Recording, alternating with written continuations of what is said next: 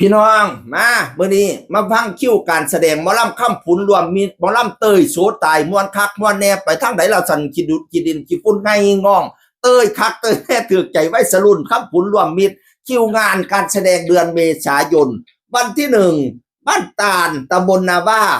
อำเภอหน้าหวายจังหวัดนครพนมผ่านไปแล้ววันที่3ทั่วคอนเสิร์ตอีสานยกเลิกวันที่4งานของอบตสะเดาใหญ่อำเภอขุขันธ์ศรีสะเกษนี่ก็เลื่อนเปลี่ยนวันที่15เด้อวันที่5คอนเสิร์ตอีสานขอนแก่นนี่ก็ยกเลิกเด้อประกาศให้ทราบโดยทั่วกันวันที่8นี่อยู่บ้านม่วงตำบลดอกลำอำเภอปทุมราชจังหวัด101วันที่9วัดสะโบดบ้านขวาวตำบลบ้านเขาอำเภอศรีละภูมิจังหวัด101วันที่10วัดบ้านสังคมตำบลห้วยสัมพาทอำเภอประจักษ์ศิลปาคมจังหวัดอุดรธานีวันที่11วัดสุขประดิษฐ์บ้านโคกกลางตำบลหนองแค้นอำเภอปทุมราชจังหวัด101วันที่12บ้านซี่ร่องเหนือตำบลห้วยต้อนอำเภอเมืองชัยภูมิวันที่13บ้านบ้ายด่านเหนือ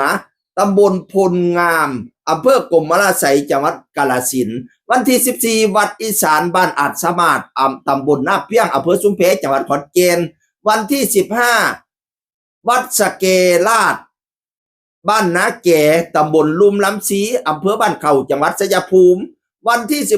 16วัดท่าบ่อบ้านหนองห่างตำบลหนองขานอำเภอสามารถจังหวัด101วันที่17บ้านหันโจดตำบลหันโจดอำเภอหนองสองห้องจังหวัดขอนแก่นวันที่18วัดโค้งสมพงษ์โพธิ์บ้านสมโพธิ์ตำบลสมโพธิ์อำเภอหนองไผ่จังหวัดเพชรบูรณ์วันที่19วัดเนินขามตำบลเนินขามอำเภอเนินขามจังหวัดชัยนาทปาดไปไกลเที่ยวไปชัยนาทพี่น้องคำพูดไปฮอดชัยนาทวันที่25โรงเรียนบ้านเด่นราษฎรตำบลราชเด่นราษอำเภอหนองฮีจังหวัด101วันที่26วัดโพ้นพระโรดตำบลหนองสร้างใหญ่อำเภอเมือง30จังหวัดอุบลราชธานีวันที่29บ้านเสียวตำบลบ้านเสียวอำเภอหน้าหวายจังหวัดนครพนมวันที่30วัดเจริญศรีโพนกตำบลบ้านธาตุ